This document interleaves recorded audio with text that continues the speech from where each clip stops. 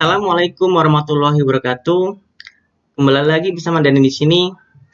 Pada kesempatan ini, kita akan latihan soal uji potensi bab 1 ruang lingkup humas untuk kelas 11 OTKP dengan mata pelajaran Humas dan Keprotokolan.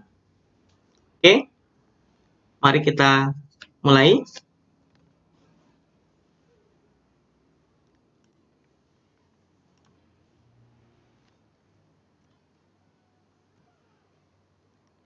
Tentang ruang lingkup humas. Pilihan ganda. Jawablah soal berikut dengan jawaban yang paling tepat. Nomor 1. Perhatikan pernyataan berikut. 1. Konsep tradisional tertutup. 2. Konsep tradisional lama. 3. Konsep tradisional internal. 4. Konsep tradisional tersebar luas. 5. Konsep tradisional luas. Dari pernyataan di atas, yang termasuk dalam jenis konsep humas tradisional adalah A. Nomor 1, B. Nomor 2, C. Nomor 3, D. Nomor 4, dan E. Nomor 5. Jawabannya benar adalah A. Nomor 1, konsep tradisional tertutup. Oke, kita menginjak soal nomor 2. Pada perkembangan humas di Indonesia, pada periode 1, tahun 1962, humas dibentuk oleh A. PM Juanda, B. Insinyur Soekarno, C. Muhammad Hatta, D. Jenderal Sudirman, dan E. Soeharto. Jawaban yang benar adalah A. PM Juanda. Kita menginjak soal nomor 3. Perhatikan pernyataan berikut. 1. Expert Perceivable Communication. 2. Problem Solving Process Facilitator. 3. Communication Facilitator. 4. Technician Communication. Pernyataan di atas merupakan titik-titik dari humas. A. Fungsi. B. Ciri-ciri. C. Peran. D. Pengertian. Dan E. Tugas. Kita lihat jawabannya. Jawaban yang benar adalah C. Peran humas. Soal nomor 4. Berikut fungsi humas menurut IPRA, kecuali 1. Memberikan konseling yang didasari pemahaman masalah perilaku manusia. D. Membuat analisis tren masa depan dan ramalan akan akibat-akibatnya bagi institusi. C. Memberikan saran bagi pemimpin mengenai cara-cara dalam mengendalikan berbagai pendapat umum dengan sebagaimana mestinya. D. Melakukan riset, pendapat, sikap, dan harapan masyarakat terhadap institusi serta memberi saran tindakan-tindakan yang diperlukan institusi untuk mengatasinya. Dan E. Menciptakan dan membina komunikasi dua arah berlandaskan kebenaran dan informasi yang utuh. Jawaban yang benar adalah C. Memberikan saran pada pemimpin mengenai cara-cara dalam pengendalian berbagai pendapat umum sebagaimana mestinya. Kita menginjak soal nomor 5. Fungsi humas menurut Philip Kessely adalah A. Memberi konseling didasari pemahaman masalah perilaku manusia. B.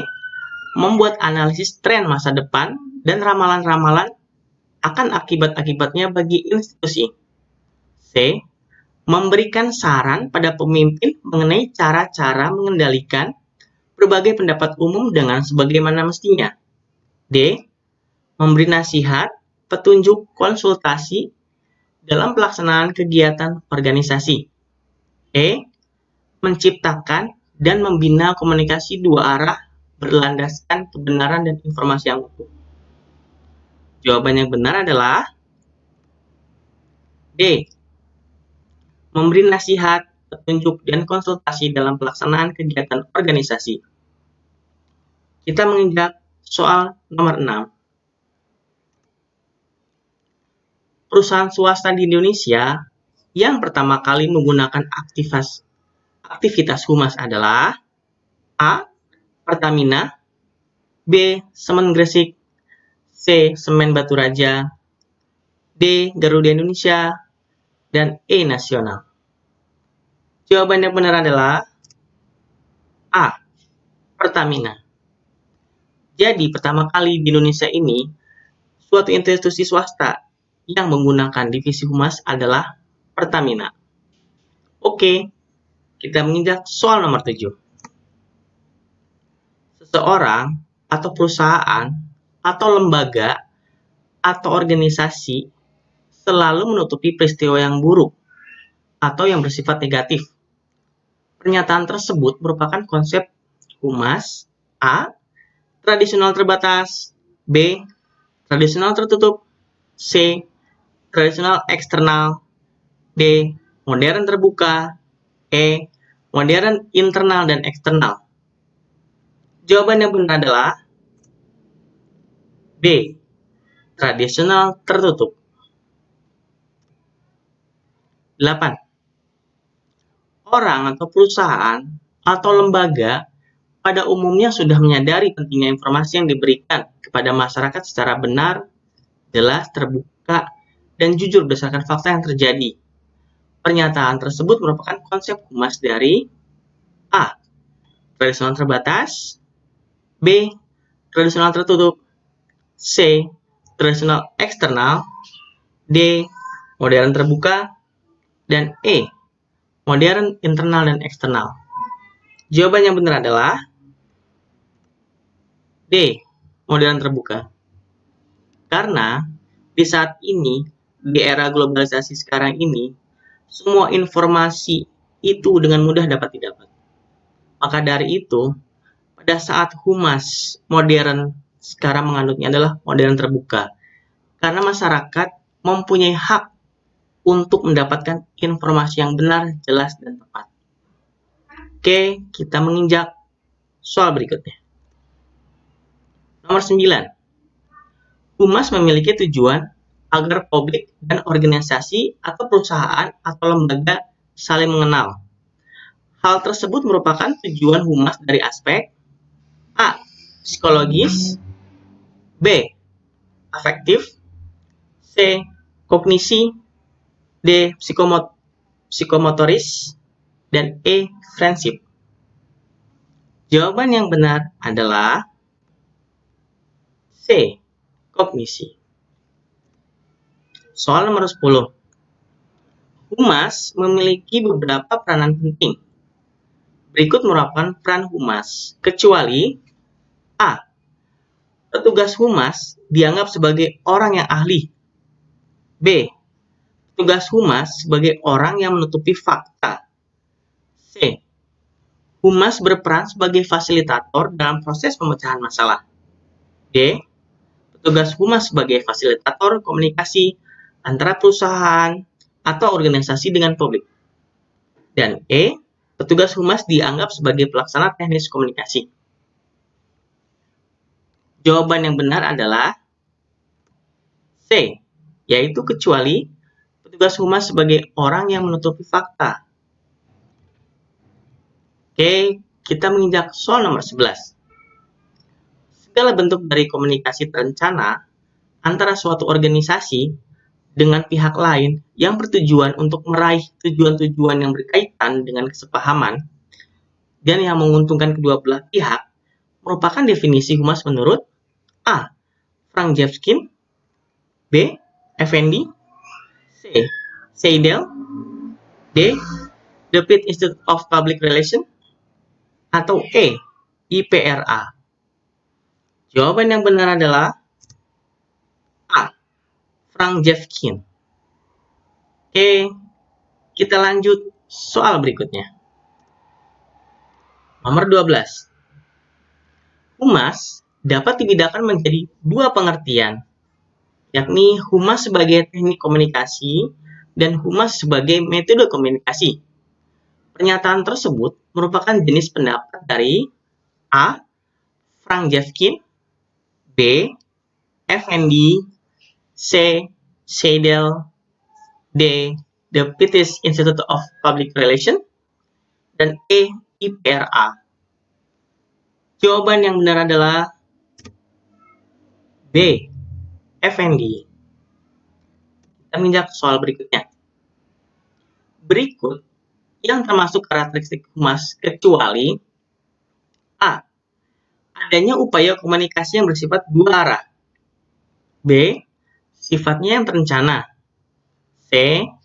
Berorientasi pada organisasi atau lembaga. D. Sasarannya adalah publik. Dan E. Sasarannya adalah perorangan. Menurut pemirsa, jawaban yang benar yang mana? Kita sama-sama lihat jawabannya. Jawaban yang benar adalah E. Sasarannya adalah perorangan. Oke, kita menginjak soal berikutnya. Aktivitas humas harus berkesinambungan, memiliki metode terintegrasi dengan bagian lain dan hasilnya tangible atau nyata. Pernyataan tersebut merupakan salah satu karakteristik humas, yaitu A. Adanya upaya komunikasi yang bersifat dua arah. B. Sifatnya terencana. C. Berorientasi pada organisasi atau lembaga. D. Sasarannya adalah publik. Dan E. Sasarannya adalah perorangan. Pasti pemirsa sudah tahu jawabannya. Betul. Jawabannya adalah B. Sifatnya yang terencana. Oke, kita ke soal yang terakhir. Nomor 15. Perhatikan pernyataan berikut. 1. Aspek layanan. 2. Aspek komunikasi. 3. Aspek kesetiaan. 4. Aspek produktivitas. 5. Aspek kesehatan. Dari pernyataan di atas yang bukan aspek humas adalah A. Nomor 1. B. Nomor 2. C. Nomor 3. D. Nomor 4. Dan E. Nomor 5. Jawaban yang benar adalah E. Nomor 5. Aspek kesehatan. Oke, terima kasih pemirsa. Sampai jumpa di lain kesempatan. Demikian, nantikan video-video dari saya berikutnya. Wassalamualaikum warahmatullahi wabarakatuh.